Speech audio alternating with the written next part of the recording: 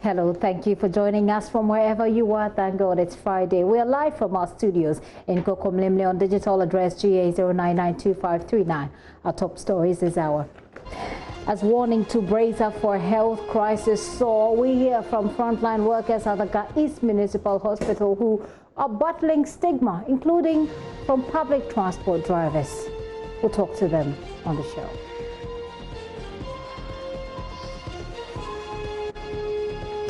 An NPP goes to the polls as 100 constituencies elect parliamentary candidates for the 2020 elections. We'll take you across the country as we build up to our coverage here on your election headquarters. We'll share more of our plan for the coverage on the show today.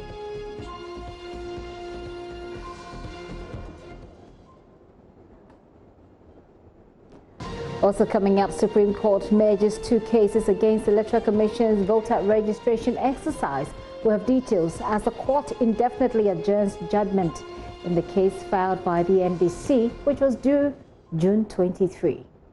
We're live on your digital TV, also on DSTV 421, GoTV 144. Remember, we stream live on YouTube, and you can also catch us on our other social media handles. 05401190009. That's the number to send your thoughts to us on. My name is Gifty Andrapia. This is the polls. Please be my guest.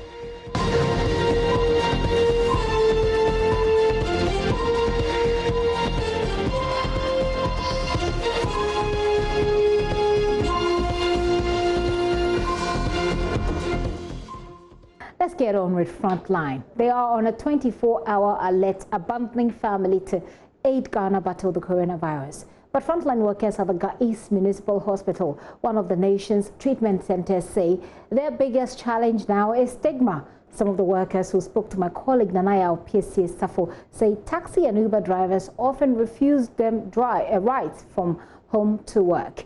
They are calling on the president to seriously consider their transport issues. There is more of their human struggles in this report. When you come on night duties, all of you cannot sleep at a time, so we run a schedule. Sleep for 2 hours, then I also take up. So you've heard stories about their sleepless nights. The gynecological drive that will straight to this place. That one we don't have it, and we are short of it. You've heard stories about prolonged calls for adequate PPEs. But do you know they also live in fear of the virus? They wanted you, the leader, to take the first step. So I didn't do it alone. I did it with one of my staff. So we went in there, put on our full PPE, while some of them stood there and observed. We received our patient. We went through the process I've told them, and it was safe. Then you realize that the confidence level started popping up. Evelyn Naki Douna is Quality and Safety Manager, Infection, Prevention and Control at the East Municipal Hospital. She leads and is part of a team of health workers adopting various measures to treat coronavirus at the hospital. Over 400 of Ghana's cases have been treated here so far, with 89% of patients discharged. But the workers are human too, and when they get some free time, which they rarely do, they sometimes wish for the life outside. At the time, during the rainy season, people were like, hey, this weather and I'm here, my wife is there, you guys, you release some of us and let's go. So they call me, CCC, please can I go home? I say, no, you can't go home now.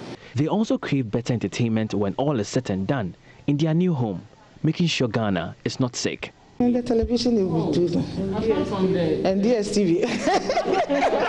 Our programs and listen to news in the Western countries, then we can learn and also hard on. We want something like that. People sharing their story, then we can look at our process. If we need to modify something to make it the best. In fact, people send out WhatsApp messages, but if we are also hearing from the Western country, there's a meter is what is the effect, what is it happening? Let's see what is happening and how effective it has been. We want to work. And if possible, Nanado can rate for every Sunday or for a live band. Why not? But most of all, they wish that the stigmatization will stop. So does your family know you are doing this job? Yeah. And how did they take it? From the beginning, I didn't let them know. Seriously, yeah. Because I didn't want them to get panic. I have a little challenge. It's been with the Uber drivers. Sometimes you request for the Uber. The driver will get here, but when you get there, the driver is gone. You ask the security drivers, they tell you, they ask them, what, is it not here they keep the COVID patients? Then he just sped off. So please, the Uber drivers, we are not dangerous. It gets worse. It's the biggest challenge because I remember when it rained heavily, we were coming. The driver stopped and asked us to get out from the car. We had to carry our things and cross. In fact, it wasn't easy. He said if he knew we were coming here, he wouldn't have stopped. So they even ask you where you are before they even come. So when you say you are Ghanaian, then they will laugh. They say, Mamina, where the patrol, where they mean to me. Then, so they will cancel the. They have a request for the president. Donate a big bus for the hospital to convey the staff, or they can dash some of us Picanto. We wouldn't mind. In all, they remain unbroken in their resolve and work tirelessly in hopes of a COVID-free future. My name is Reverend Samuel Obey-Mensah. I'm the head of administration of Ga East Municipal Hospital. And please tell us, what's your reaction when you hear people say the COVID-19 is a scam? It's not really real. I mean, people are just conjuring these things up. If it is true, they should show us the bodies. It is so unfortunate that people believe that COVID-19 is a scam. My brother and anybody watching us, it is not a scam. As you can see, you are in Ga East Municipal Hospital, one of the national treatment centers for COVID-19. And I believe during your rounds, you saw clients and patients who have been infected by the disease. It is real. It is not a scam. In fact, they are here with us. We are treating them. I want everybody to take it serious. As a health professional, the only way to curb it or to stop the spread of the infection is to abide by the protocols. The hand washing protocols under running water, the use of sanitizers as often as possible, the social distancing, very important, no hugging, no shaking of hands. You know, in African culture, we always want to hug somebody, we want to shake somebody. Please, for the sake of your health for now, let us avoid it. PSC Nanaya Osafo, JoyNews.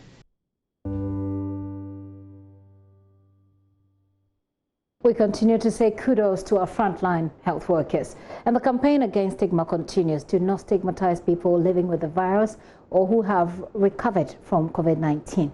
They are our brothers, our sisters, our neighbors, people who we live with. Anyone could pick up the infection. Remember that, including you. And you don't expect the world to hate you just because you're sick. Our frontline workers, they are our heroes and our heroines. So let's stop the stigma now. Now, former President John Mahama has described government's handling of the country's COVID-19 cases as chaotic. According to him, the astronomical increase in the country's cases is a reflection of how government has tackled the pandemic. Addressing Ghanaians in an address live on Facebook, the former president noted that the government has been very inefficient, adding the government has also failed to listen to advice from stakeholders because is a cause for Ghana's surging case count.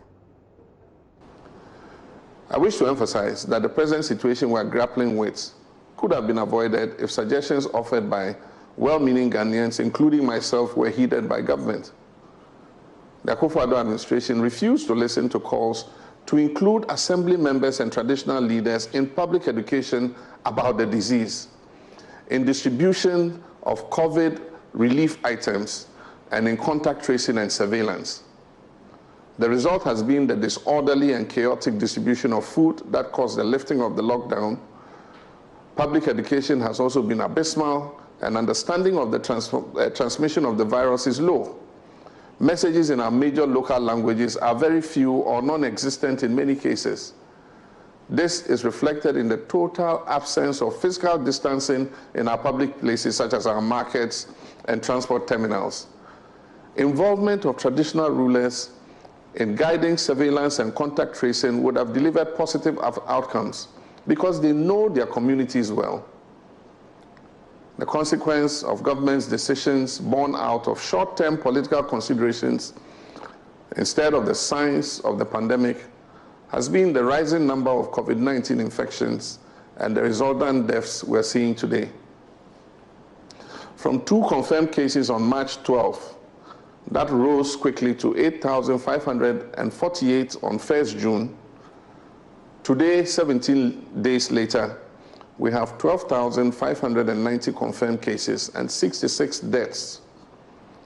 Reports that isolation and treatment centers are full make the situation all the more dire. While government keeps priding itself with success in testing and has attributed the high rate of infection to the increasing number of tests being conducted, many have expressed skepticism about the accuracy of government's COVID statistics and gone as far as accusing the authorities of massaging the figures. It is recommended by international health experts that as countries start to ease restrictions, it is necessary to expand testing in order to understand the trajectory of the virus. Unfortunately, a strange directive has popped up, issued by the Central Regional Director of Medical Services, requesting all districts and facilities in the region to halt mass testing and test only in conditions when a patient comes in with suspected symptoms of the disease. This has been interpreted by many as an attempt by government to restrict testing in order to show a slower rate of infection. We all have a part to play, all of us, towards ensuring that we protect ourselves and our family and our colleagues from infection. But it is the responsibility of government, more than any other, to ensure that our management of the COVID virus is transparent, is people-centered, and is based on the best scientific advice and practice. My brothers and sisters, health is a human right. The outbreak of coronavirus has shown that a strong healthcare system is vital for any country. The provision of modern, well-equipped health facilities with motivated staff will make it easier for you and every Ghanaian to access quality healthcare. The NDC party I lead has demonstrated over and over again that it does not talk, it delivers. We are guided by deeds and action and not talk. That's former President John Mahama there speaking yesterday. We'll be joined by via Zoom by former Minister for Health and member of the NDC COVID-19 team, Mr. Alex Segbefia. He's my guest, so we have a conversation further on how we're managing the case following the reviews that the Ghana Health Service has introduced. Mr. Segbefia, good afternoon to you, and thank you very much for your time today. Okay, so we're muted again. Let's try and unmute, and then we'll start the conversation. Okay, so just to acknowledge you, I want us to go through this EI details, and then I'll come back to you and we'll have a conversation about what your side thinks about our management. It is a bit obvious, but we'll interrogate it a bit further. So the EI 164 makes wearing of masks mandatory, and it states, now therefore, in exercise of the power conferred on the President under subsection 1 of Section 2 of the Imposition of Restriction Act 2020, Act 1012, this instrument is made this day, 14th day of June 2020. Wearing a face mask or face covering. Says 1, a person shall wear a face mask, face shield, a face shield or any other face covering that covers his or her nose and mouth completely when that person is in a public place or be leaving or returning to his or her place of abode duration. 2, subject to paragraph 5, the mandatory wearing of face coverings under paragraph 1 shall be for a period of not more than 3 months. Geographical areas, and it goes on to say that this instrument applies to the entire territory of Ghana. How is it going to be enforced? The police may undertake random checks to ensure enforcement and compliance to paragraph 1. And a person who fails to comply with paragraph 1 shall be subject to the sanctions specified under section 6 of the Imposition of Restriction Act 1012.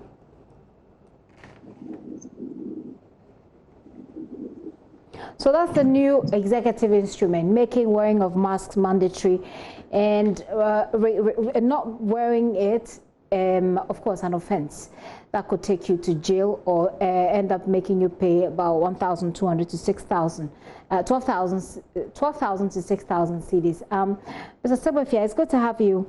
I want to take your thoughts on this new EI. Certainly, in terms of case management, one of the key problems we have found is people not wearing the masks, which we believe is spreading the COVID-19 further. This is a clear case of a government that is committed to making this stop with an EI that makes wearing of masks. This is unprecedented, mandatory. Well, we welcome the EI in terms of making it mandatory for people to wear masks. I feel from the first and foremost, I must make the point that the flag bearer of our party, as well as the COVID team, including myself, had asked for masks to be worn almost 4 weeks before masks were agreed to be worn. And that delay, we should have done it a lot earlier.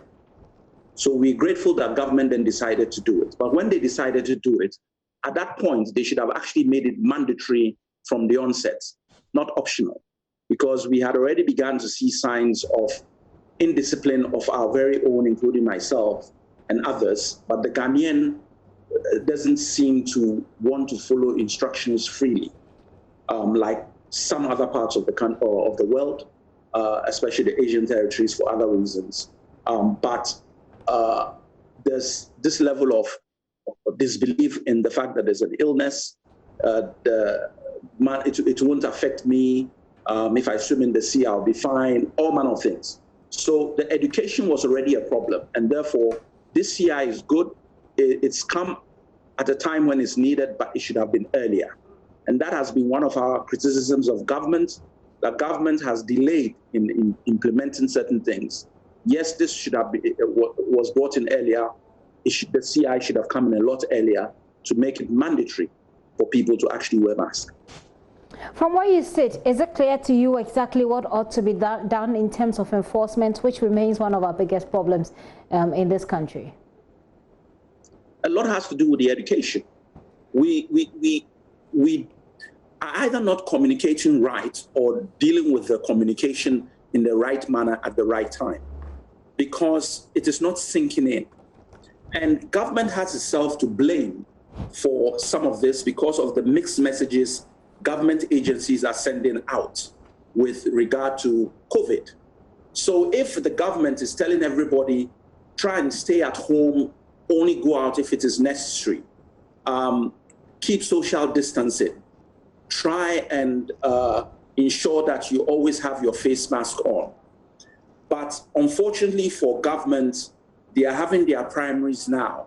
And even though in some cases you see the people who are campaigning and contesting wearing masks, there are other instances where you see the total lack of social distancing and the total lack of face mask.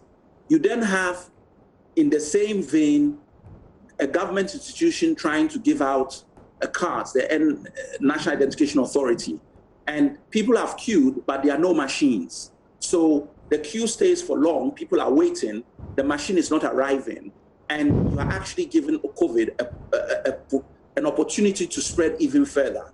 So it's not like the thing is even moving because the machines are not even there for people to do their registration or to actually, but people are still queuing because they don't want to lose the opportunity to be able to register and also get. But if these are government institutions carrying out all these issues under the guise that we have things in place that can be dealt with, it shouldn't come as a surprise to anybody that people think that, well, it's business as usual, nothing really is happening, because although the government is saying this, there are people doing the other, and so really there's nothing to be worried about. Let's get on with our lives.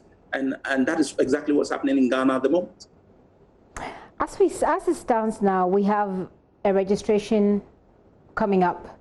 The numbers are going up. Health professionals have raised concerns about how we're doing. And it's not just because of how government has handled it, it's also because of our attitude. You've spoken already about communication. What else is the NDC COVID-19 team recommending from where we are and the things that we need to do? The registration, the election itself in December. Any ideas? We are recommending that the government take steps and use the steps it's going to take as a means of getting people to understand that we are not in a good place with COVID. the figures are rising, more people are becoming critically ill. And the rate at which we are going, it's not going to help anyone.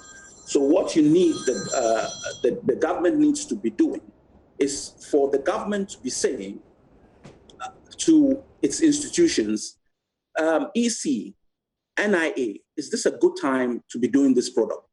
Join those who are actually talking to them, even if you feel they are independent, saying that, look, this is not exactly, it's not working. We've done our best, but it's actually not working. And in one swoop, you would get a clear message to the whole of the country that because of COVID and the seriousness of it, there should be no need for us to be going through this. Because in actual fact, there is a register. We may think it's not the best, but for now, it must serve the purpose because we have a pandemic on our hands and it is moving widely. First step to be taken. Then they must look at the kind of education and who's getting the education and at what level. Because then when you get all the government agencies in sync, realizing and doing things that enhance the belief that there's COVID, people then begin to take notice of the fact that this is happening and it's for real. But our former president said yesterday, and you played the tape, get the district assemblies involved, get chieftaincy involved, make them the fulcrum and be at the forefront of the education process. So it's not just the TV and the radio. I've watched programs, you see it on TV, once in a while you get it on the radio program, but they are not going to cover the day-to-day, week-to-week aspect of it. If the assembly people were involved, the chiefs were involved, and this message was going around constantly, I'm sure that the message will be clear. We also need to ramp up, really ramp up, not just the rhetoric, on PPEs for the frontline staff. It's getting to a point where the excuses are no longer washing. They are getting ill, it's not helping, they are worried. And it was all well and good when we started off by saying, and people were talking, we'll sort it out, we are doing, but they are just not enough. What is going on? Come out and explain. The nurses and doctors need their PPEs. When are they going to be available? Because now we've started opening schools and they also need PPEs. So the demand for PPEs is going to go up. What steps has government taken to deal with these issues? That is our concern. And this is a constructive criticism. It's not about NDC MPP. We want government to act and give us the information. I just want to finally ask you about what your team perhaps has picked up on the ground. We've done reports, several reports that show that our institutions or the health professionals themselves saying that our institutions, health facilities seem to be overstretched at the moment. The last time I spoke to you, you indicated that we should focus on the ones that were already in progress and finish those up. I'm wondering what information your team is picking on the ground in terms of the pressure that's been exerted on the health facilities at this point. We are clear in our mind from the statements we are getting and from comments from people on the ground that the institutions that have been designated and have been earmarked for COVID are under a bit of pressure. I heard someone saying, look, there's a lot of space in the Pentecostal, I think it is, premises where they have quite a bit of space. Yes, in Kaswa. Yeah. Now, what use is that to somebody in Kumasi? Are we going to evacuate people to come down? So one, it's not just the numbers you have available, it's where they are. What steps are we taking to ensure that the isolation centers and the areas we are putting down for COVID patients are in the right place, sufficient enough to deal with the problems?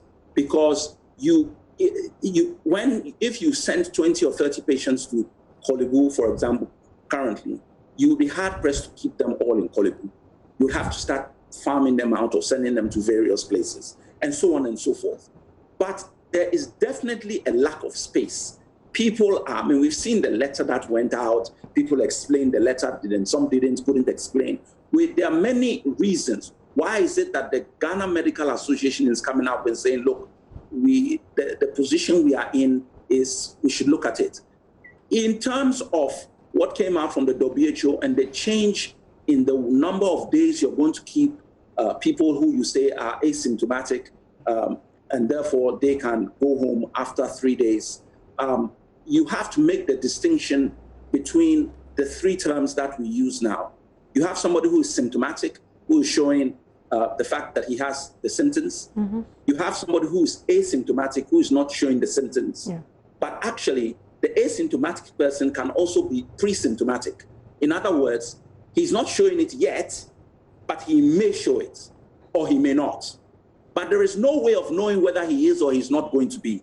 So we are in very, very dangerous grounds as to, you have to look at the person's history. How long has he been around? Did he just pick it up 2 days ago or 1 week, or has he had it for 3 weeks? You don't know. And so you just given the 3 days, you must then say, look, it's not that the person is going to be let out. The person must go under very strict quarantine because actually he is positive.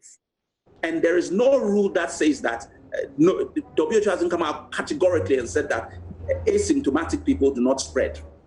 They say there's a low chance of them spreading, but they do spread. So, and you don't know whether it's on the 2nd day, the 9th day, or the 14th day that they begin to spread.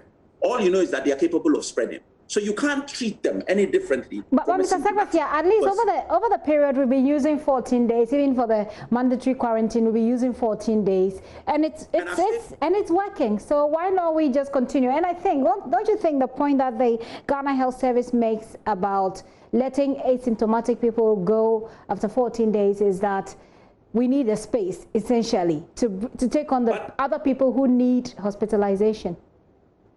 Gifty, I think we're on the same page. Okay. Yes, if it's after 14 days, I don't have a problem. Mm. I have a problem when it is after 3 days or after 5 days, because that is actually done to create space. But we are already sending people home.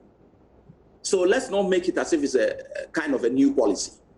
When people are around for a while, and even people come fresh and there's no space, they send them home and say, you hear it, these people are under self-quarantine. Yeah, if I may come in there with just this quick, my understanding, which is what the Ghana Health Service has said, is that they do assessments, and these assessments help them to determine whether or not a person can self-quarantine or self-isolate without necessarily passing on, or without the possibility or potential of him or her passing on the virus to someone else. Yes, I'm not against the assessment. And we don't have a problem with that type of a situation. All we are saying is that whatever assessment is being done, it should be a little bit more rigorous. Because then why are the numbers going up? The numbers are going up. The spread is getting worse. We are doing something, we may be doing something that is not right. Or it may just be the nature of the illness. Whatever it is, the numbers are going up. So once you start relaxing and putting even more ill people into the system, what may actually be happening is that you're given an opportunity for further spread. Between all this happening, at a time when numbers are, we are having 3 major things going on. And by next month, it's going to get worse. Why? Because we've had, by tomorrow, you're going to have the MPP primaries in a number of areas. A lot of people congregating, voting, etc. Beyond that, we've already started with the National Identification Authority picking up of cards. Also this week, they've also begun, I believe, for people who haven't registered before to be able to register. Hmm. And then next week, come July, 1st week, 2nd week, if the EC has its way, you will be compiling a new register. Why should we even think the numbers are going to go down? They're not going to go down. And they need this type of policies because once these numbers reach a certain proportion, even in developed countries, they were not able to cope. Why should Ghana think that we can cope with huge numbers? So you have to put policies in place where people can self-isolate or self-quarantine or be kept for shorter periods and then sent to their areas of home where they can then be doing the self-quarantine and self-isolation because we cannot cope with our numbers. But for some of us, we believe that we are already there or at least very close to being there already. From the news we are getting on the ground, from some of the health facilities. We must take this very seriously.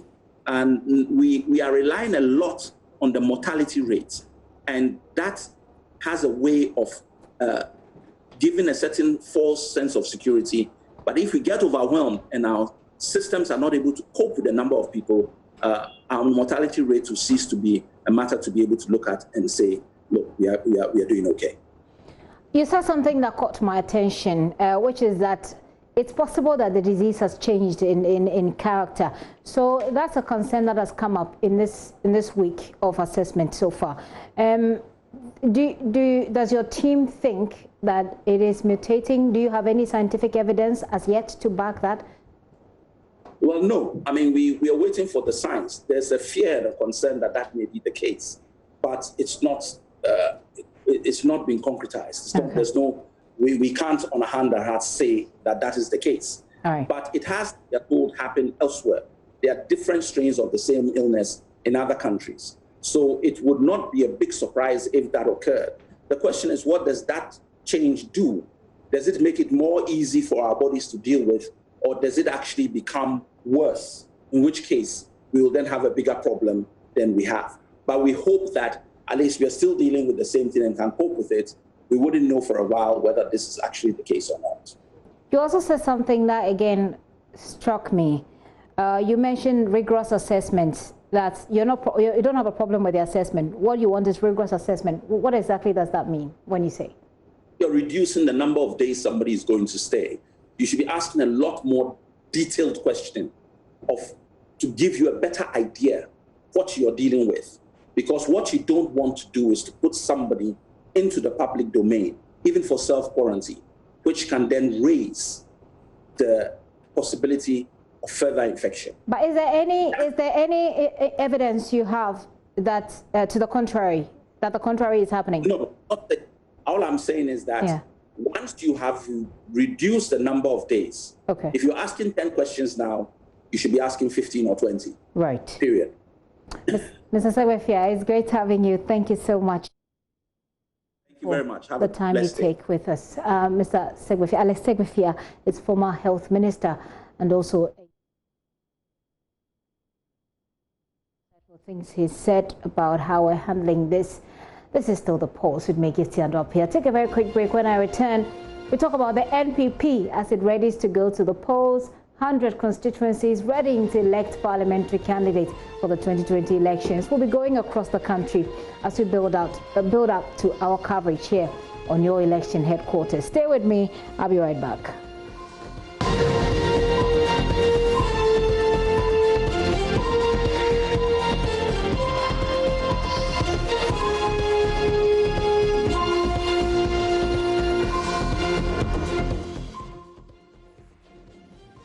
Welcome back to the show. Many thanks for staying with us. Let me read to you some of the messages you're sending to us. This message is coming from Holly in Boga. It says health experts should be directing their pieces of advice to the Electoral Commission and Nana Addo Dankwa Akufo-Addo to desist from compiling a new voters register. Else, I bet you Ghana is sitting on a time bomb.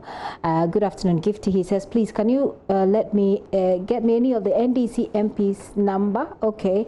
All right. I don't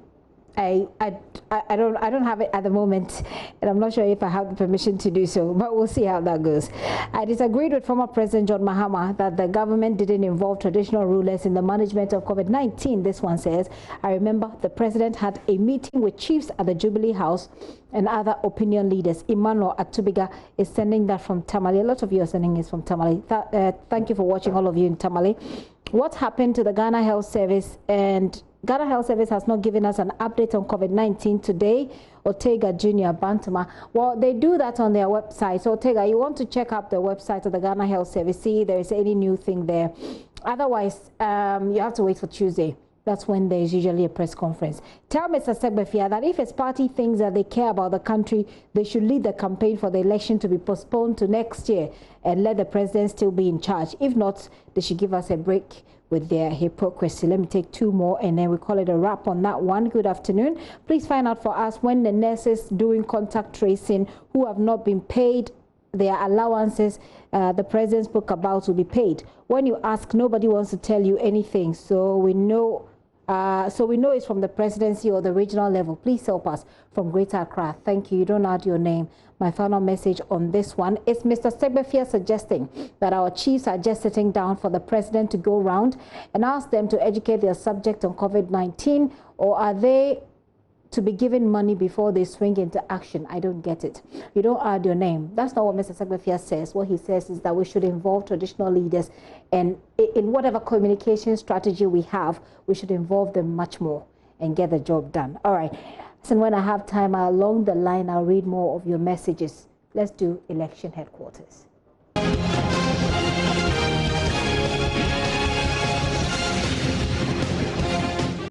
This is your election headquarters. A total of 371 parliamentary hopefuls, only 165 constituencies up for grabs. And that's the battle set to unfold tomorrow when hundreds of delegates cast their ballot in the NPP parliamentary primaries. There are 20 hotspots across the 16 regions of the country that you ought to look out for. There are 51 female candidates in the contention, which is pretty interesting for somebody like me. But how many will make it? There are also 320 male aspirants. We have all the analysis and more right here on the polls on the eve of that crucial governing party primaries. This afternoon, your election headquarters, we're taking you across the country as we continue to build up to tomorrow. Share with us what you're seeing on the ground, wherever you are. And the number is 0540-109-009. And if you're a candidate or a supporter or even an observer, I'd love to hear from you. Just send us a WhatsApp message on the number on your screen right now. Let's start off with this message of how prepared the party is for tomorrow. I have here, by the way, Winston Amwa, who is here, who will be helping us with some analysis and sharing with us our plan for tomorrow. Winston, it's good to have you.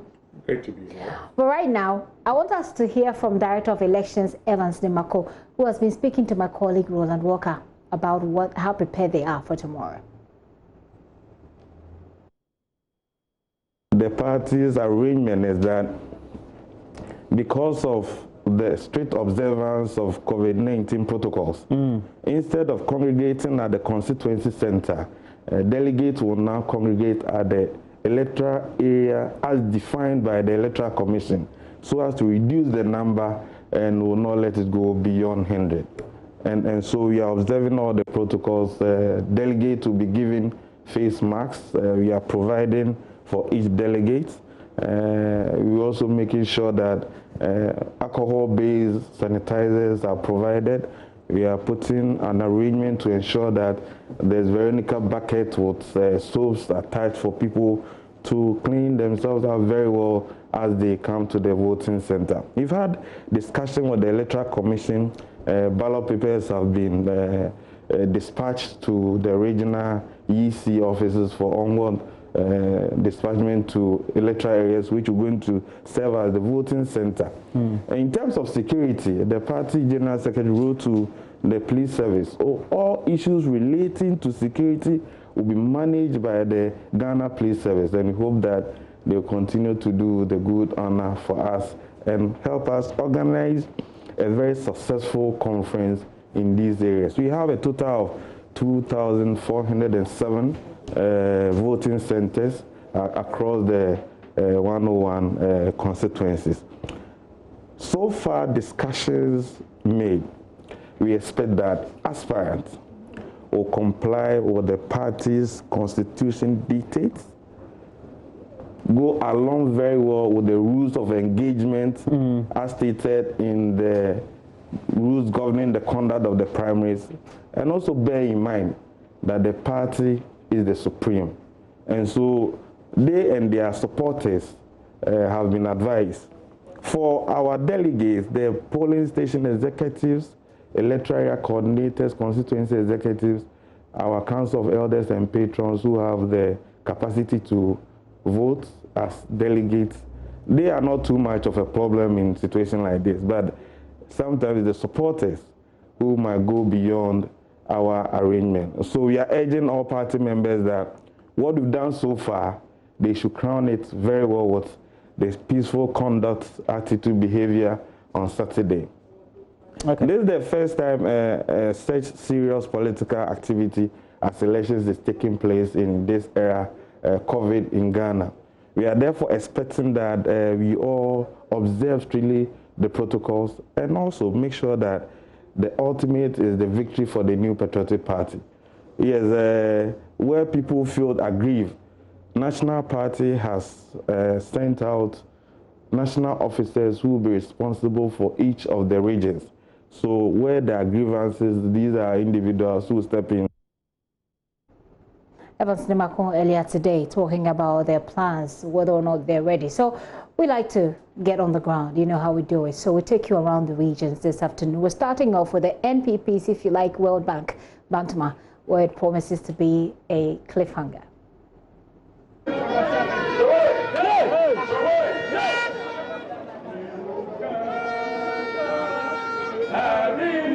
The Bantama constituency primaries is contested by only two aspirants, the incumbent Daniel Ochemabuaje versus the Deputy Chief of Staff at the Presidency, Francis Asenso-Boakye.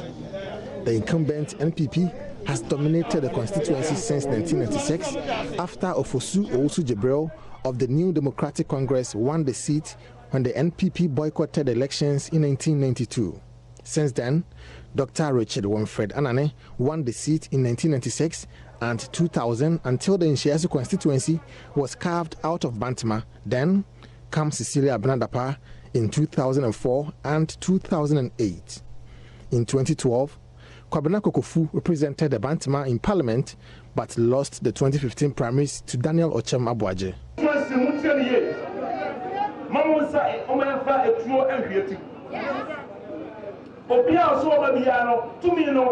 So my dumo, so yadio, yadi kama mapunya kufado ma ano mali. Hello. Now try here, now the number here. Daniel Ochemabuaje is the incumbent member of parliament and is seeking to be re-elected to represent the Florida of Ghana politics in the 2020 elections.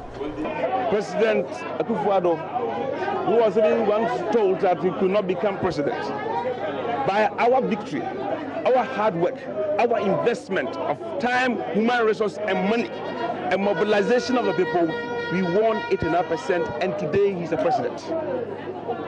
And logic, the president is asking for 4 more years because one good term deserves another, he says. So what about me who have to bring him to power? What about me? So if president is asking for 4 more years, I am humbly also asking for 4 more years. Is it just rational and logical for anybody to believe that, yes, we brought him to power, we want to go again with him? And by the way, Bantama, we don't have anything to lose.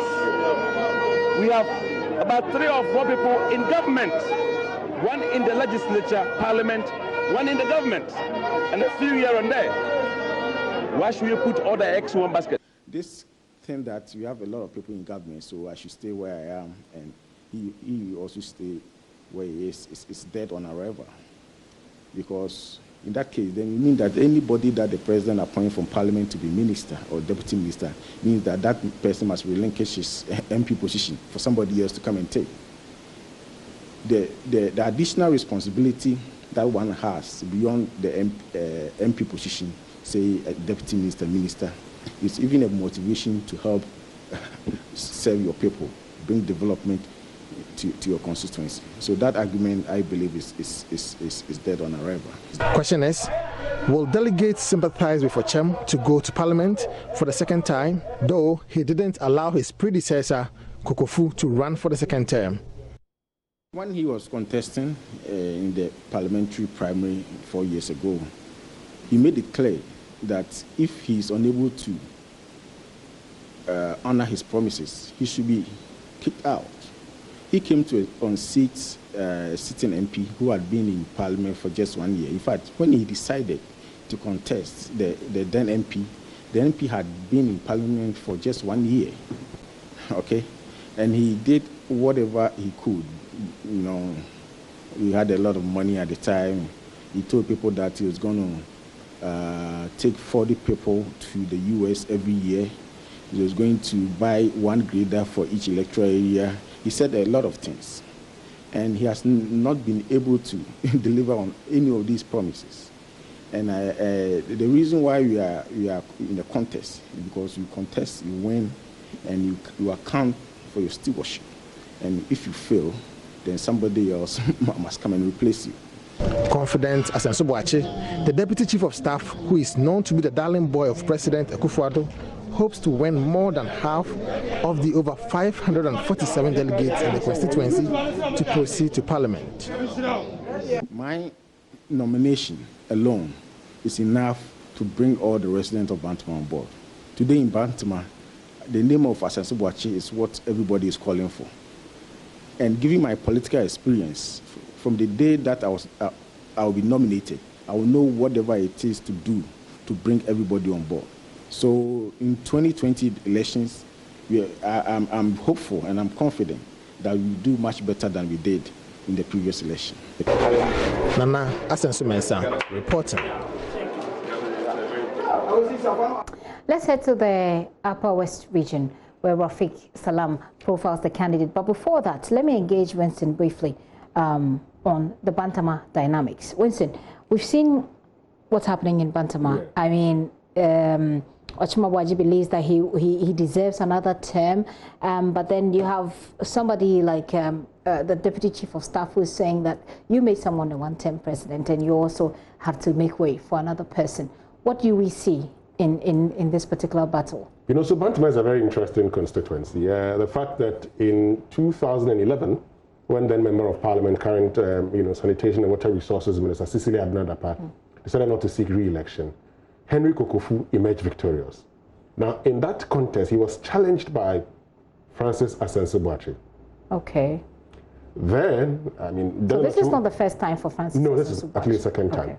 Then, Daniel Ochima Boakye claims that he actually supported his younger brother, Asenso Boakye. Unfortunately, he lost. That's something we cannot verify, he claims. But then in 2015, Daniel Ochima Boakye then unseats Kokofu in the primaries. Okay. He made lots of promises. He promised at the time, he was the one who bought 10 cars for all the 10 electoral areas to be used as taxis. He won. So it made Henry Kokofu a one-term member of Parliament. He now faces competition from Francis Asenso Boakye. If he loses, he becomes a one-term member of Parliament also. But the dynamics in Bantama is changing. I want you to help us look at the dynamics, what the story will be if he wins against Asenso. What message does that send? Because obviously, and we may not have enough whatever evidence there needs to be to back this, but you can easily tell that for someone as a Deputy Chief of Staff, he sort of has a backing of the presidency. So what story does that tell if Mr. Ochima Boakye wins? Well, Gifty, very tricky question. No, I mean, we're just looking at the dynamics here, so, very tricky and the things that are obvious to us. So, you know that, yes, we don't have support, we don't have evidence now that he has the president's backing. But once you go into a contest, you'd say that if the president doesn't want him to become a member of Parliament, he probably could say, you know what, I want you to stay with me, And it's not just the president. We've seen what the NPP has done. With other constituencies where people have been allowed to go unopposed. So obviously, yes, this is a different case. The thing is, if Francis Asenso Boakye, and already questions are being raised, are being asked about the fact that if you are the presidency and the president is seeking a second term, why would you want to go to Parliament? He's answered that there's nothing like an elected position. If you're a politician, you've not been elected. I mean, as a politician, you must try and win an election. And so it's not just assisting somebody to win, but you must also contest that election and win. He wants to be that politician who's contested elections and won. If he fails, it would raise questions about the president's likability within some of his party's strongest areas. In Bantama, for instance. And so it's a very dicey contest. And it even becomes more dicey because we're looking at a situation where earlier, Francis Asenso Boakye was in the lead. Now, there's been some research conducted by National Security, and they use colors. So if they put yellow by your name and green in addition to it, it means that, okay, so you are the one leading. Now, earlier... But I'm just wondering, why would National Security be involved in that sort of research? It's a document we've chanced upon. Right, I see. A lot of researches happen. In every election, National Security conducts research to indicate which party is going to win. And you find out that in the 2016 elections, the government NDC at the time knew that it was being difficult for them. But let's get to the NPP. So, if you look at that critically, earlier, Asensio Boachi was in the lead, slightly. Now it is yellow. Okay. It means nobody has a clear advantage. It could go either way. All right. So, Asensio Boachi could win, Daniel Ochimabwaje could also emerge victorious. Okay, well, just a few hours to get to know that. We'll have more analysis. Winston is still here with me. I'd like to connect with Upper West Regional Correspondent Rafiq Salam. We'll bring you his profiling of the candidates there. But Rafiq, what's happening this afternoon? The Upper West region. Okay. All right, so that's a cue for us to bring you Rafiq's report. All right, let's work that out. We'll bring you Rafiq Salam shortly, but look at his report in which he profiles the candidates in his region. For it, and it has come. I think that I'm grateful for that. I want to believe that my people have come. Apart from Interior Minister Ambrose Derry, who is going unopposed in the Nondom constituency, the remaining 4 constituencies will be hotly contested, 4 by 11 stalwarts of the party. 4 of the aspirants are incumbents seeking re-election. Among them is Deputy Roads and Highways Minister Anthony Inyo Abayfa-Kabo. He seemed to have a less difficult task among the quadruplets due to the tremendous development he has brought to the Laura constituency, coupled with the caliber of contender he is facing on Saturday.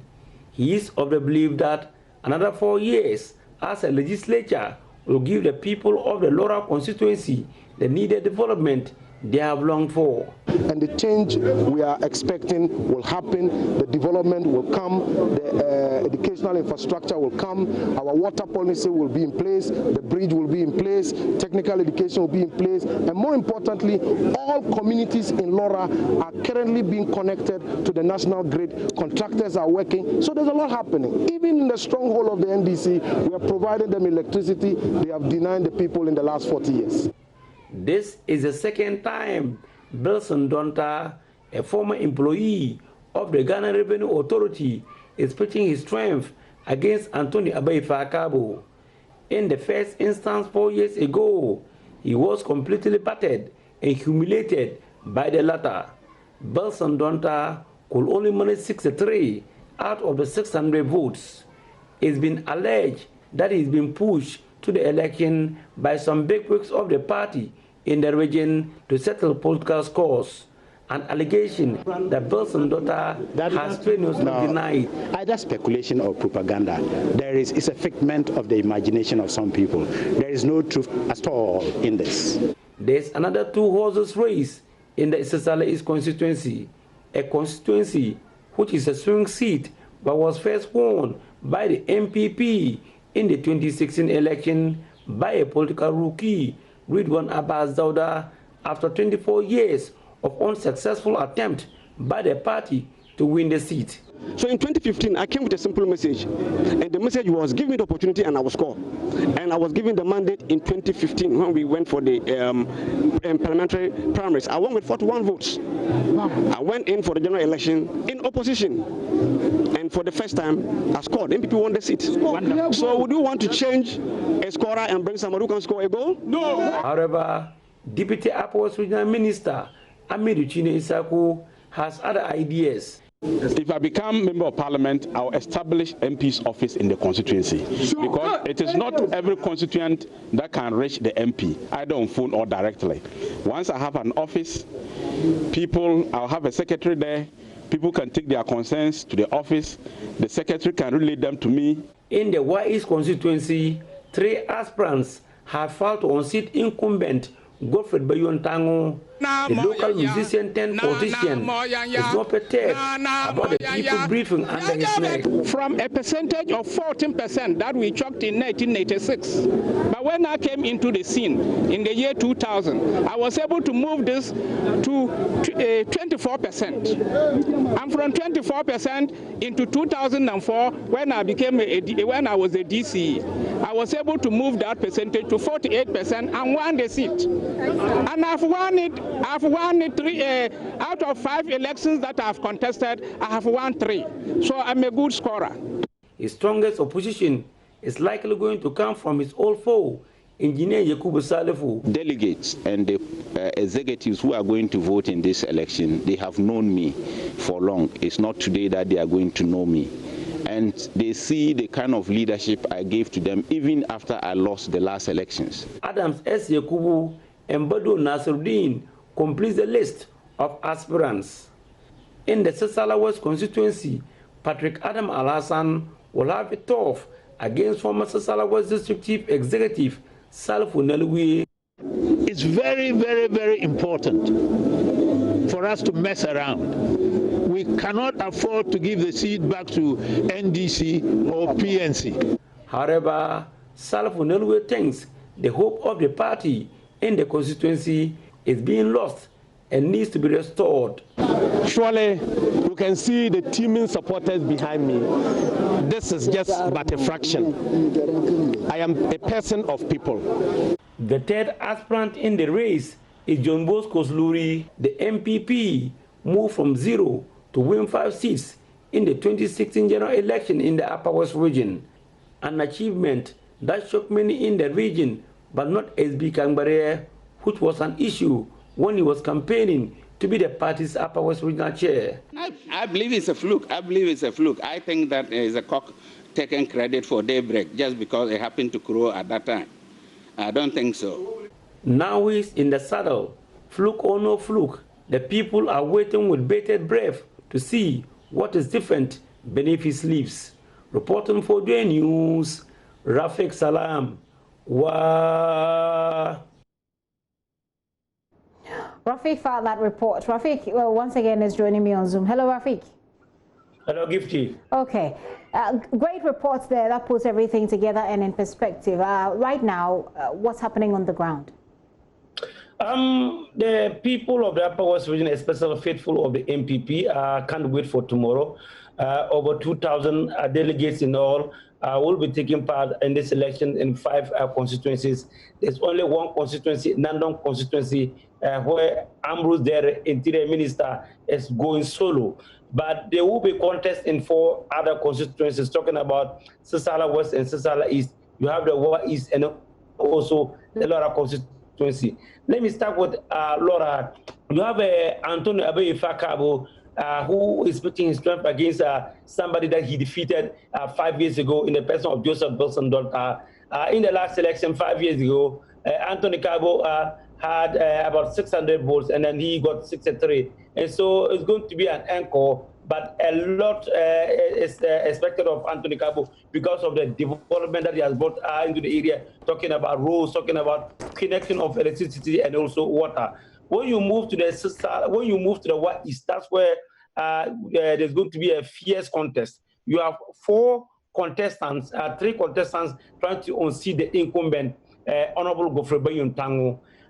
Honorable Gofrebe Yuntango claims that since 2000, since he held the mantle of leadership in the MPP in that constituency, the party has been growing leaps and bounds, and he thinks that it is not the right time for him to be changed. But he will be contested fiercely by one Engineer Salifu, who is contesting him the second time. You go to the Sisala East constituency. You know, this is the constituency that has never been won by the MPP except the 2016 election. Read one about the other. As he said, since 1996, the party has been fielding candidates. They have never won. He came in as a political rookie, came into the game, surprised the pundits and connoisseurs of the game, of the political game, and then won that victory for the MPP. Right. And so you have the deputy minister, the Upper West region, Isaku Chinia, that he contested against in the last election, and then to get the position. Now he's contesting against him. So it's going to be a fierce battle between the two. Right. And so a lot of people are that's where the pendulum expect. They don't know really where the pendulum will swing. And so, but you move to the Sisala West constituency. You have a Patrick Adam Alassane who will be contesting against a former DCT in the Kufuor administration. And so 3 constituencies to look up to: Sisala West, Wa East, and then the Sisala East constituency. But in the Lora constituency, a lot of people are expecting to be a one-horse race for Anton Iyo Abe Fakabu. Rafik, thank you very much. Detailed updates there. Rafik Salam with that. I do have Precious Semevo and Natalia Kwanza for Western region, Precious for Bono region, and I'm taking all of these notes. We'll go region by region and talk about these constituencies. Precious, what can you report? Hello, Precious. Yes, Gifty, I can hear you. Please go ahead. What can you report? Yes, the Bono region is ready for tomorrow. On the side of the New Patriotic Party, members, they are ready. In fact, they are calm as I speak. Sunyani in particular is very, very calm. We have 25 candidates contesting for 6 constituencies in tomorrow's election.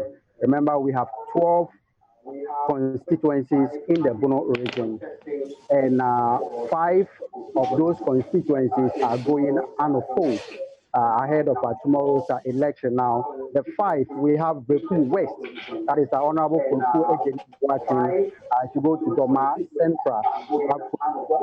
Yes, I need you to step down the volume on your set because I can get the feedback from here. If you can do that for me, then you can continue from where you left off. Yes, Gifty, can you hear me now? Yes, I do. Please go ahead. Yes. So I'm saying that we have, 5 MPs who will be going unopposed in tomorrow's election. Brekum West, Kokwe Jenim Boatin, they are all MPs who go to Doma Central.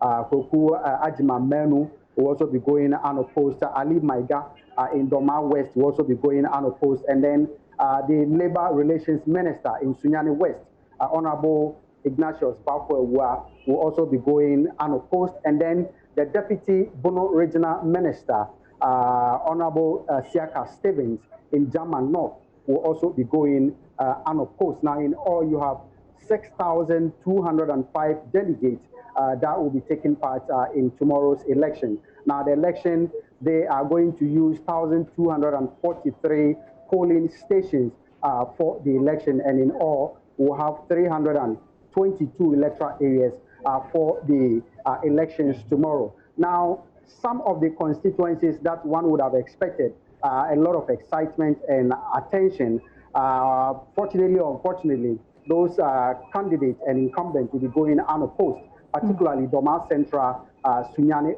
West, but as well as German North. But what we have now that will be of particular interest to a lot of people is Sunyani East, where we have the incumbent, Kwesi Ame Altreme, who happens to be the majority chief whip in Parliament. Now, he will be seeking to go for the 4th time representing Sunyani in the elections on the ticket of the New Patriotic Party. But this time around, he is having a fierce, challenge from former Deputy Regional Secretary of the NPP and the current President of the Ghana Bar Association in the Bono Ahafo region. I'm talking about lawyer Alfred Tia Yeboah. Now, the two slugging it out in the election, but the issues that seems to be playing as far as talking to delegates is concerned is that some of them feel the incumbent has not done much when it comes to unity and cohesion of the party, not to talk about some particular developmental projects that they expect the MP to have engineered. And they are also using something that he said some 12 years ago against the late J.H. Mensah, that he has been the MP for quite too long, and it is not a family seat, so he will have to step down for someone to come in. It appears the same thing is being used against him because he has been there for the 3rd time, and he's hoping to go for the 4th time, and that is the issue. But Gifty, a while ago, Alfred Tia Yeboah's camp released a statement, cautioning delegates not to endanger themselves, to allow themselves to be camped by any aspirants ahead of the elections tomorrow. Now, he is urging them that they should remember, though the election is important, but their lives is also important because of the coronavirus situation that we are dealing in Ghana and then. Precious, thank you for that update. Let me come to you, Winston, with Rafiq Salam's report. Rafiq gives us the profile of the people who are contesting in the 5 constituencies in the Upper West region. Most importantly, the one that's sticking out really is Anthony Abai-Fakabo, and who is contesting him. What do you see from the dynamics in the Upper West region? Well, from the dynamics, it's very simple, and based on what Rafiq said, and also based on the reports that we have, it's going to be, an easy win for Anthony Abai-Fakabo. Why so? Well, because if you look at, he's facing the man whom he beat by almost 540 votes in the last, primaries. Now, Deputy Roads and Highways Minister, and the fact that, he's done a lot of things within his constituency. He stands a better chance. The challenge for Anthony Abai-Fakabo would be how he's able to maintain the seat. Now, the Laura constituency, in fact, the old Laura Nandom constituency, has a very unique history. The fact that in 2008, when Ambrose Derry beat Dr. Kumboto to become the MP for, Laura Nandom, a certain Bid Zidin contested on the ticket of the DPP then, polling about 1,800 votes. DPP broke up from the NDC, denying Dr. Kumbo the chance to win. Bid Zidin in 2016, so in 2012, Ambrose Derry then goes to the Nandom constituency following the splits. Anthony Abai-Fakabo goes to contest the Laura seat and loses to Abu Samson. Now, Abu Samson is beaten in the primaries of 2015 by Bid Zidin. Bid Zidin polls 7,400. Anthony Kabo polls 8,700. But there was an independent candidate, then incumbent member of parliament, Abu Samson, polling about 5,600 votes. What that means is that if you add the NDC's votes then, because Abu Samson, the incumbent, decides to go independent, you're looking at 13,000 votes to, Anthony Kabo's 8,700. All things being equal, he has a margin of 4,300. Okay. That's the gap he has to deal with. I see. If he wants to maintain his seat as the member of parliament.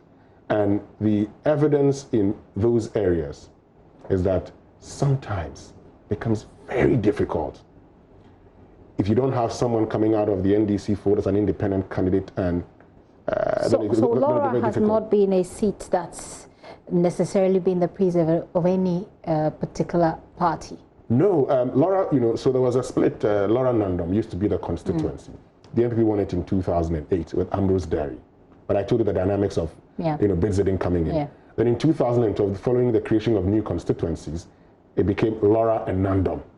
Ambrose Derry lost the 2012 elections to, Dr. Ben Kumbo. And then Anthony Kabo also lost that same election to, Abu Samson. However, the NPP won both seats in 2016. So you could, you could say, for instance, when it comes to, Nandom, that is beginning to take a posturing of a swing constituency. Same might not be said of Laura based on happenings of 2012 and 2016, because in 2016, you had the NDC having the incumbent member of parliament going independent. So if it's an uphill task, he would win the primaries, but the main task ahead of him is the general elections in 2020. Okay. But having said that, I think it's important we look at Wa East. Okay. And I want to look at Wa East because, it's interesting. The 3 people going against the incumbent. Yes, 3 people going against the incumbent, including, Adam Nasiruddin. And Adam Nasiruddin. Why is he interesting? It's interesting because he's like the son of the current member of parliament. Okay, so like a political son, if you like. Political son. Political godson. Well, so it's like a son. When I say a son, as in a son who's lived with this man. Okay. Schooled. That way. That way. And so it's interesting, to see a man who's looked after you. Okay, so that's more. Okay, that would be different from the E.T. Mensah Sam George dynamic, right? Yeah. Well, yes. This one actually lived with him. Okay, so he took care of him. He lived with him, and so it's interesting. But if I look at the dynamics, it's a straight fight between Godfrey Tang Bayon and Salifu Yakubu. You know, just as Rafiq Salam said, but Godfrey Tang Bayon is slightly ahead. Okay. Slightly ahead. And so the man that Rafiq describes as a village musician, you know, becoming a member of parliament stands a greater chance. He seems to be ahead of He's that. liked by his people, stands a greater chance of I see. Interesting. We'll be having more of these conversations tomorrow, by the way. I'd like us to, since we're still in the north, let's take a look at Yendi, one of my favorite places up north. We have Aliu Mahama's son, Baba Bosman, and Abibata Shani. I mean, I really, honestly, admire Abibata for taking on these men who are by no means, what's the word? they're not. They're heavyweights. You know, they're not lightweights to play with. You know, and Yendi specifically. What can we say about this? So you know, Yendi in the northern region at the time prior to 2004, in 1996. Yendi and Gukpegu Sabongida, at that time that was a constituency held by Mustafa Ali Idris. He became Deputy Foreign Affairs Minister, he became Northern Regional Minister till in 2004. He lost to Haruna Idris in Tamale South after the creation of new constituencies. So in those days, the NPP could hold on to 2 constituencies in the Northern region, in 1996 for instance. Yendi was still an NPP seat till in 2008, when Malik Al-Hassan Yakubu lost the seat to the NDC. Of course, the NPP took it back again in 2012, 2016, and now you have, son of Alhaji Ali Mahama, Farouk, going into that particular race. The monitoring that has been done and the research that has been done, it's a 2-horse race between Farouk and Abibata. I see. With Abibata slightly ahead. But again, the thing about elections is that today and tomorrow, lots of things can happen. And so the 2 of them, one of them might just emerge victorious. I see. I mean, I met Abibata when we were covering the Yendi peace process, the crowning of the peace process is there. And she felt, it felt to me as though she had a tough battle ahead. But I'm excited to hear that she's, and I'm being really biased here because she's female. Because she's female and she's standing up against these 2 men. But we'll see how that goes. As you say, elections is all about the delegates. They have to make that choice. They have to make that decision. If they think she's good for them, well, good enough. But we'll be here tomorrow to do more of that analysis. Like I said, let's wrap it up in Bono region, and then we'll go to do Eastern region. In the Bono region, we've spoken to some of the, in fact, the lawyer who is contesting the incumbent as well. What's the story in Bono region? 5 going unopposed in these 6 constituencies. Yes, so in the Bono region, the persons that he mentioned, and that's one of the things that people have the questions people have raised, because when the NPP issued a statement, on the 3 constituencies which was put on hold, so we know that Kwaras would have elections on the 24th. We know that in Gushegu, it's been agreed Hassan Tampuli goes unopposed. And in Doma, where the health minister, Doma Center, it's also been agreed that the health minister goes unopposed. It's more like the party saying, we've been able to talk to people. Yesterday on the Super Morning Show, we're speaking to Evans Nimako, and he says, oh, the party adopted some constituencies. We asked what that adoption was all about. He said, oh, they went for vetting. I know in some of the constituencies we were spoken to that, step aside, your time will certainly come. So that's the situation. So then it becomes, Sunyang East, and Kwesi Amayacheme, yes, in 2008, he won at the time.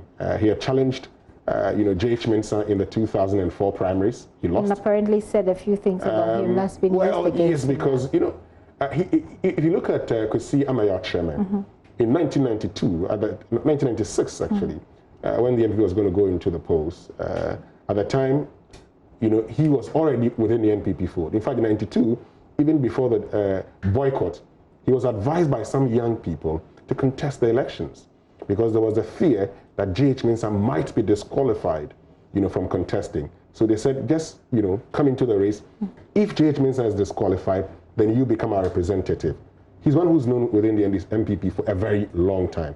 And so in 2008, contrary to all expectations, at the time, Anobri Bwahine, who was, the Bronga Hafu chairman of the NPP, was expected to win the Sunyang East primaries. He polled 5 votes.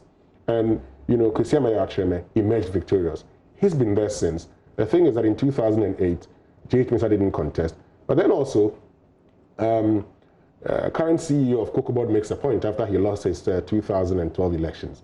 He says, realistically, he expects that after 3 terms, people expect you to step down. I see. Let's finish this all with Eastern region. I understand that Nkoko has been pretty interesting. Very interesting, Nkoko, because the Nkoko race gift you. Nkoko is having a very unique, contest this time around. Because if you look at, the 6 persons, you're looking at Seth Ejeba. He's a former member of parliament, 2009 to 2013. You're looking at Okechiri, Kwabena Edusa Okechiri. He's a former member of parliament and actually a deputy majority whip. Then you're looking at Eric Kwache Dafo, current member of parliament, Eastern Regional Minister. And you're looking at David Asante of Let My Vote Count fame, CEO of the Ghana Publishing, going into this race. Okay. And you have, the lady Joyce also joining the fray. Now, if you look at it critically... Why do you mention the lady finally? Joyce. No, I said the lady Joyce because 5 men, 1 lady. I'm not mentioning that funny. I mean, I should have expected that from you. So Nkoko, yeah. So that's Nkoko. Now, Nkoko is a 3-horse race. So it is David Asante, Eric Kwache Dafo, and Joyce Boateng. The lady is in there strongly. But the current member of parliament, slightly ahead of the 2. It will be interesting to see what happens from now till tomorrow. Lots of things could happen that might just change the dynamics in Nkoko. There's an interesting constituency to watch out for.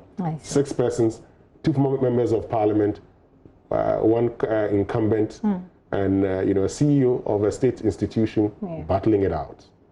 It looks interesting. Just looking at the picture right now, seems interesting. We'll be here to give you all of that update. So, Winston, let's wrap this up again with our plan for tomorrow. What should people expect from us in terms of our coverage tomorrow? Well, people should expect the best. I am here. I'm going to be an anchor myself, but if I am doing this analysis, then what it means is that the persons that are going to be joining us as our analysts will do better analysis than I have done. So it tells you what to expect. We're starting at 7 a.m. Till all the results are declared. Okay. So until the last result is in, we're not ending our coverage. And we've assembled a team of great experts and analysts who will be joining us. So from 7 till when the last result is declared, you can trust that we'll bring you everything you need to know, all the analysis about the NPP, conference, everything. I mean, the historical antecedents, who contested when, what did he get, why is he coming back? For instance, if you look at New Drabbing South, it's going to be a keenly contested one this time around. Still, as of now, it's still unclear who's going to win. Would Dr. Makesibe Yeboah be a 3rd-time lucky? Would, Michael Berfi be a 2nd-time lucky? These are some of the things that we're going to go into. We'll look at all the antecedents and everything. It's a must-watch coverage. So tomorrow, here on your election headquarters, we start at 7:30 a.m. 7 a.m. 7 a.m. If you want to make a date with us, just a quick of your messages. Bas Joseph from Kumasi says, I find it difficult to understand why in this country we are in COVID-19 and people are going to form a queue to vote for parliamentary candidates. I am totally scandalized. Our leaders do not think about us at all, he says.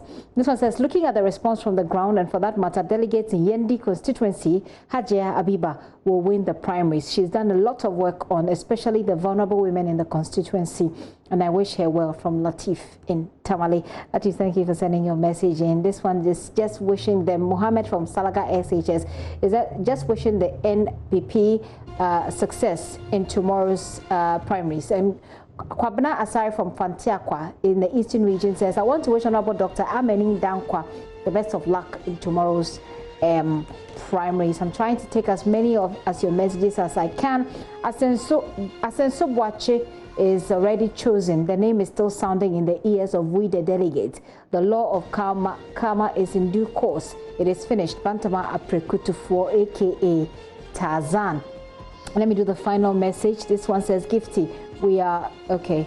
This one says, Gifty, NPP has been a disappointment to us. See, they are not observing the COVID protocols. No nose mask, no physical distancing among them. I hope Mr. President is watching them and will apply the new EI 164 that he signed.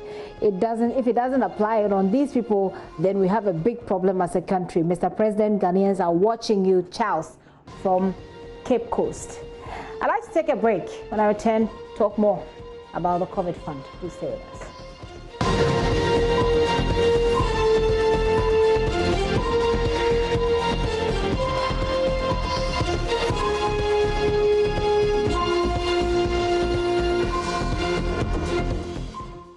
Welcome back to the show. There's some new statistics on the Ghana Health Service website that will bring your attention to about changes in our case count at the moment.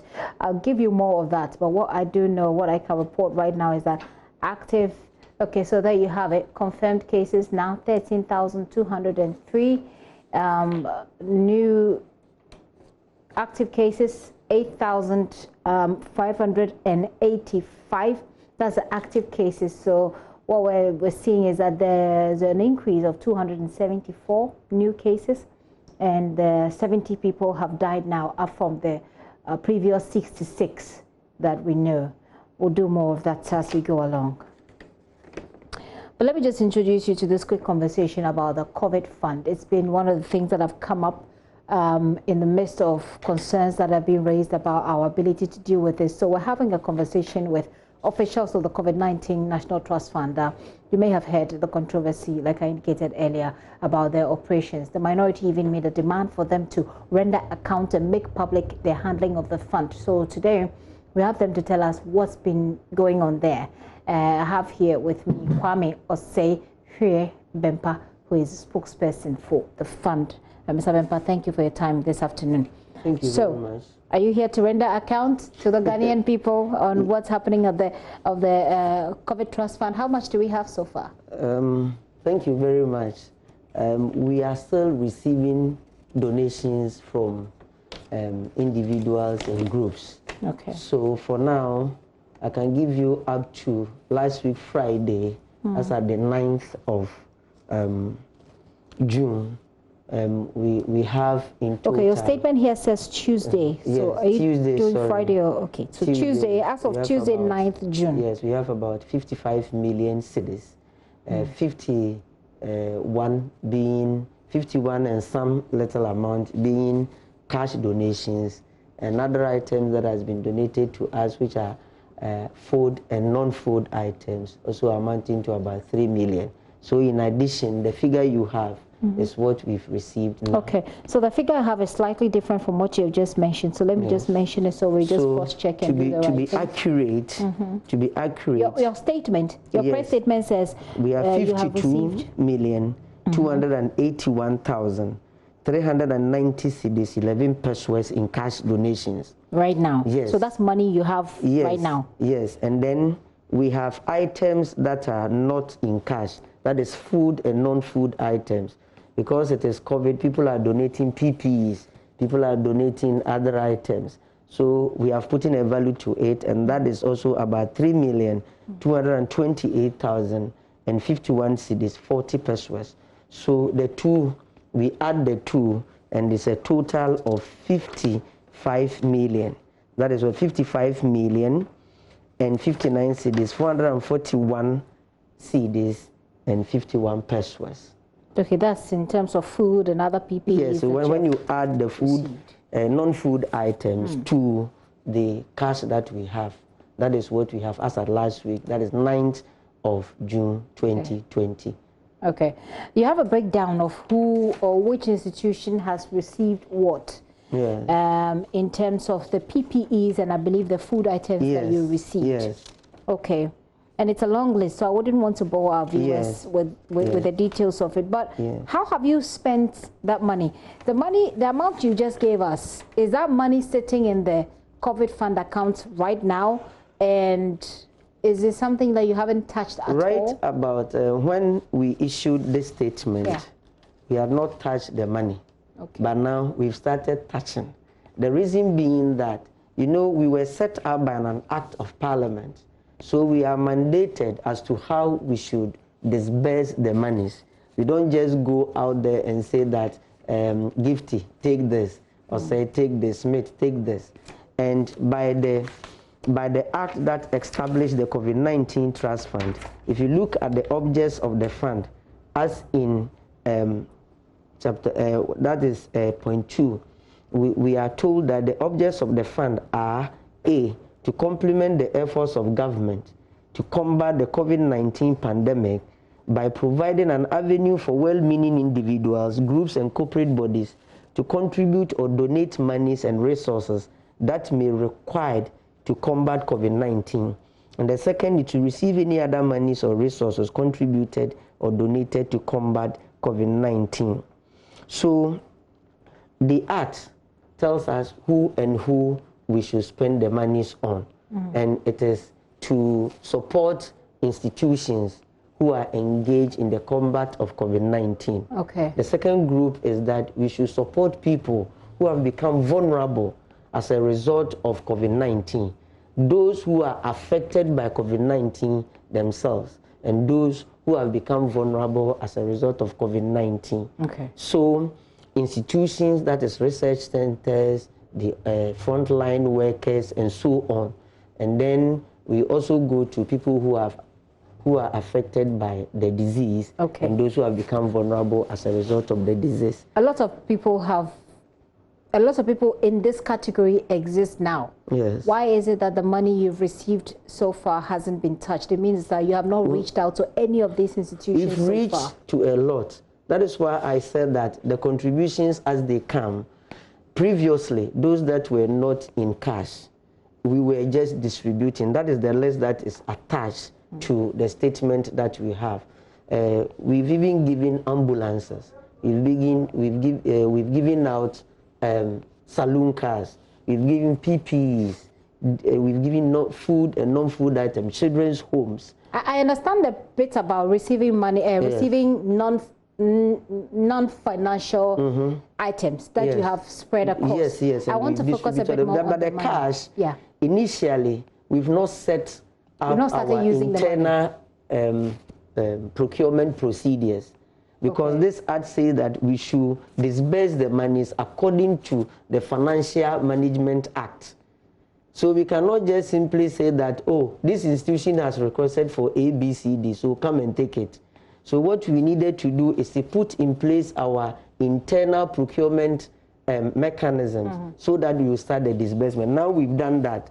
So those who have brought requests and those that we have reached out to, we've gone through the processes, and now we are buying a lot of items. We are sending out cash. For example, you know, why are you not giving the money to the institutions directly? Why do you have to now go into the procurement? No, those who are supposed to get money, it should go for something.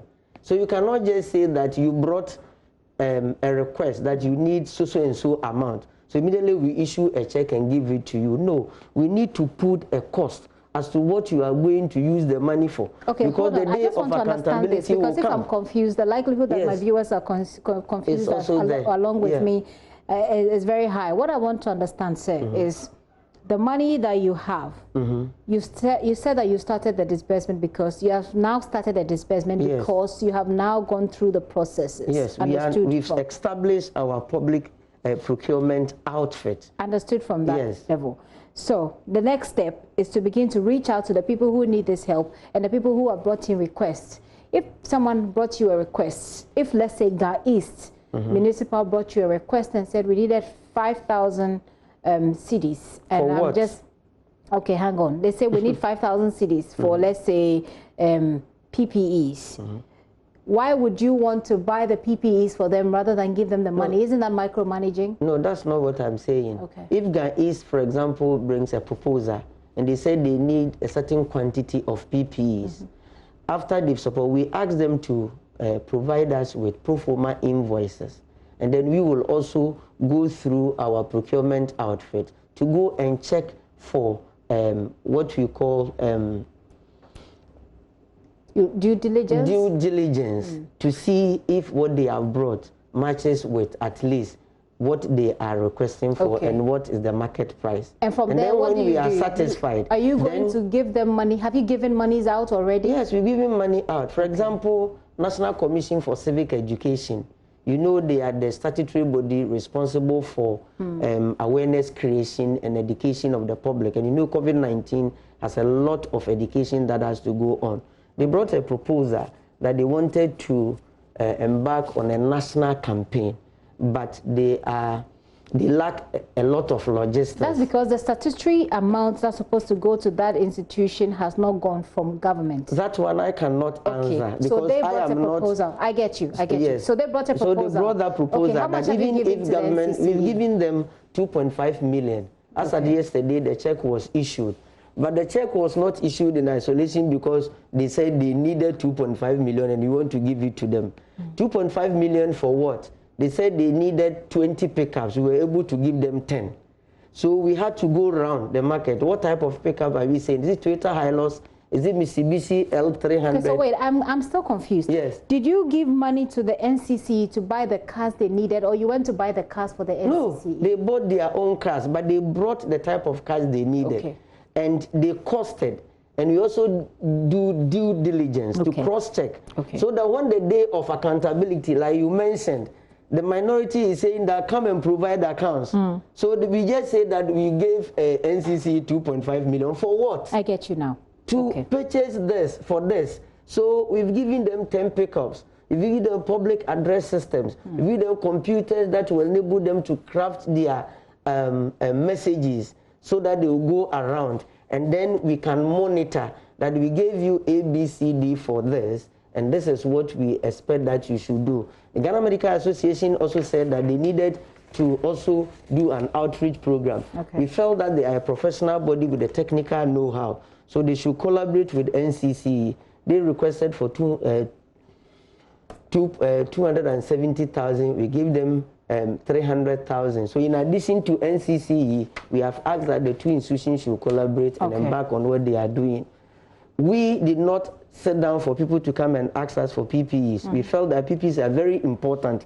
And since we are also engaged in helping to combat COVID, we should buy PPEs, send them out to institutions that need them, and also to the general public. So we've taken about 8 million cedis from our money to go out there and buy PPE, supply it to institutions and others that require them. So that is how the disbursement has started and it is going on. All right. I think that it's still early days here. Since you indicated that you have just now started touching the money. It's early days here. I would love to have another conversation with you, perhaps via Zoom, so we get more as we go along. But we understand that you have a helpline so that people who are vulnerable, who fall in the category that you've mentioned, can call you. But that line is not working. Oh, it's not working. Some people have sent in complaints that when they call, the calls don't get through. Are they working? Maybe people are confusing us with the COVID-19 response team. I hope not. We are not the COVID-19 response team. We are the COVID-19 National Trust Fund. Our activities are different from the National COVID-19 response team.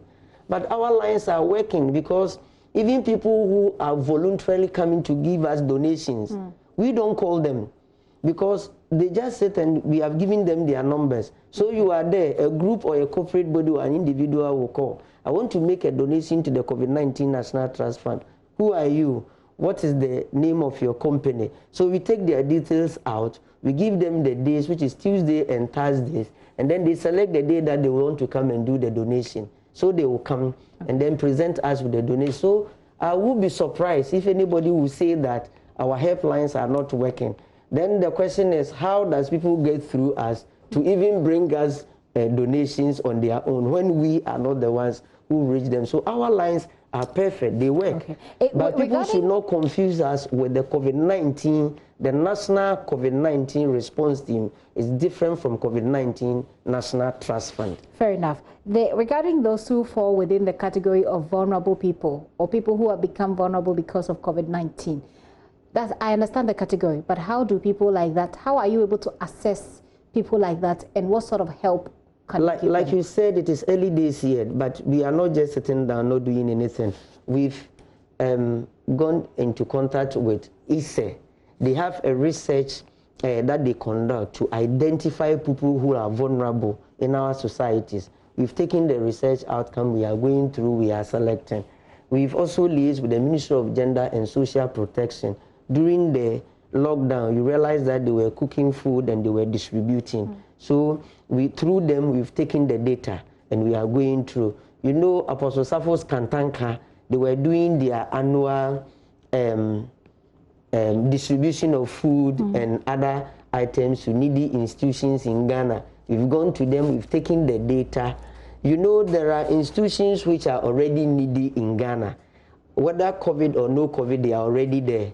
But because of COVID, there are others that has become needy and vulnerable because of COVID. So those are the people we are reaching. So we've taken the data, we are selecting from the list which of them falls within the group that is our target.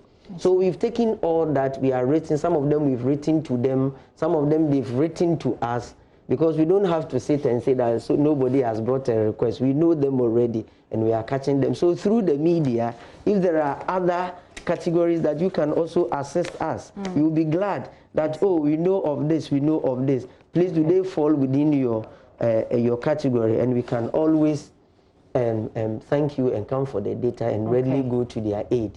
Okay, like you indicated, you're just now started touching the money, and I'm sure that a lot of these names will come up. So for those people who fall within that category, do they also have to call you, or there is a specific way in which they can get in touch with the organization? Those who we've not reached yet can write. They should write letters? They can even call, or they can write and they will respond. Okay, but we are also in the process. So how do they get to you? Is it via email? If it's an email, what's the email address? If it's a telephone number, can you share with us for now? The telephone numbers you can call 0596 0596 97 85 91 and then 0596 0596 97 85 92. We are located at the #1 Presidential Drive, Jubilee House, Point 6. Okay, so you are around the Jubilee House? Yes, Jubilee House, Point 6. No, not everybody can have access to that area. Oh. No, not everybody can have. Is that the number you just mentioned? No, that's not the number. Okay, the Jubilee House is not that easily accessible. Yes, but our premises are easily accessible because of COVID-19. So if somebody falls within the category of vulnerable, as described by the COVID Trust Fund, these are the numbers that you can call for assistance, and I'm sure that they'll do their checks when you call. That's 0596 978591. Yes. That's 0596 978591. You can also call 0596 978592. And don't just call because you have the number. And I mean, I know we all like money, but there are people who need this intervention, and it's a matter of life and death. We've had a show here where someone called and said and check. You can go. So when they make a call, you take details and you follow up. Yes, we take the details. We make the follow up, and if indeed they fall within our category, the money belongs to Ghanaians. And there are voluntary contributions from individuals and groups. Although we need more, but we are there to assist. So we will assist everybody depending upon the need of the person, based on whether the person is affected by COVID, whether the person has been made vulnerable as a result of COVID, or whether that institution or group or individual is engaged in the combating of COVID-19. Okay.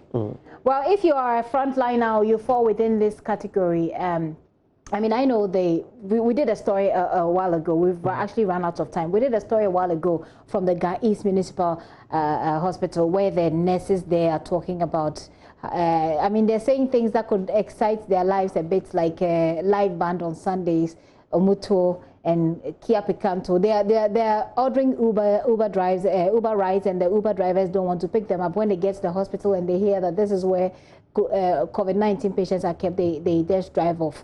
Taxis don't want to bring them home. Stigmatization. Exactly. So that's something we're addressing. But apart from the stigmatization, they want some intervention. So we've today given they were them ambulance. We've given them. But they can't ride ambulance to home. To the homes. You are talking about providing a means of transport. Yes. Okay. Something that perhaps the it is something that can be considered. Okay. Yes, it's something that can be considered. If not even providing them with a dedicated bus or something, you can arrange with a transport company. Because you know, we have to deal with the Ghana Health Service, through the Ghana Health Service. Okay. Dr. Kumar Boaji, because we work in collaboration with them, although ours is separate. I am making this personal appeal to you from the So it is something that I will note, and then immediately we get back to the office, either today or Monday. We make follow-ups, deal with the management of the Ghana East Hospital, and see how best we can craft something for them, because we know it's an emergency. So if I have any contact that you will give me, I will appreciate it. Okay. But I think that my people at the office, especially Peter and Presla, will have the numbers, because we've dealt with them. We've given Peter donations. and Presla free shout-outs. Yes. So PPEs and things Peter, that we've given them. They liaise, so they can just. So Peter and Presla, please, Ghana East nurses, they said they want some entertainment. They want Omuto. But most importantly, they want some means of transport. So yeah, no. I mean, that was they were talking about things that will excite them and things that will make them happy as they work for us. No problem. So yeah, so the COVID-19 Trust Fund, Ghana East Hospital, the Ghana COVID-19 Trust Fund says they are looking at your request carefully. Yes. We'll be here to do the follow-ups as well. Thank you very much. Unfortunately, we don't have a lot of time, and you have just started touching the money. So we'll look forward to having a lot more conversations. And I'm also inviting you, if you have any kind of explanation, contacts, interviews that you want to make, you can contact me. By all means. I will get through you to my bosses, and then a lot of them are ready to receive you, and many of the things that we've said here can be explained into details. We work together, so we thank the media. Thank you for coming. Nana Osei Bempa. Nana Osei Kwame Bempa is spokesperson for the COVID-19 Trust Fund. We've been talking about how that money is being disbursed. I'm very interested in this conversation. We'll do it again someday. But the Northern Development Authority, NDA, has started monitoring 2,149 projects the authority cast for early this year. The NDA, under the Infrastructure for Poverty Eradication Program, IPEP, is constructing schools, roads, health centers, among others, to boost infrastructure in communities. Giving an update on the project's Chief Executive Officer of the NDA, Dr. Al-Hassan Suleimana Anamzoya, warned that contractors who do not meet the contract terms will have their contracts terminated.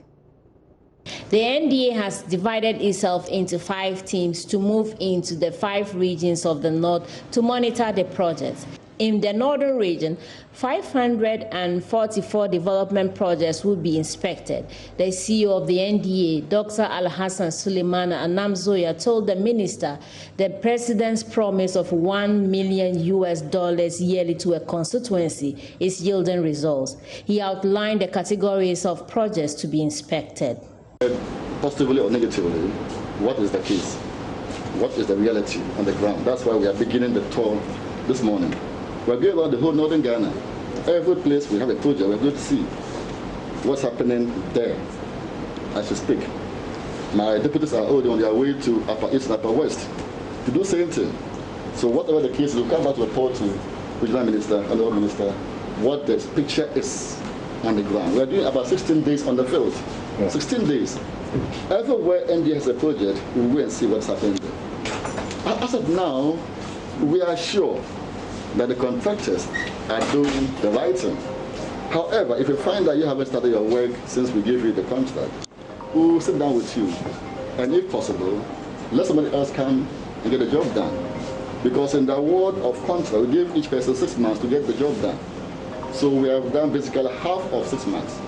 So after 3 months, or into 3 months of award of contract, if you haven't done your job well, we can terminate it and re-award it.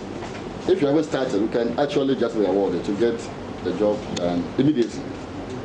The Northern Regional Minister, Salifu Said, assured that the Northern Regional Coordinating Council will support the NDA to ensure they deliver the priority interventions that will address the developmental challenges of the Ghanaian people.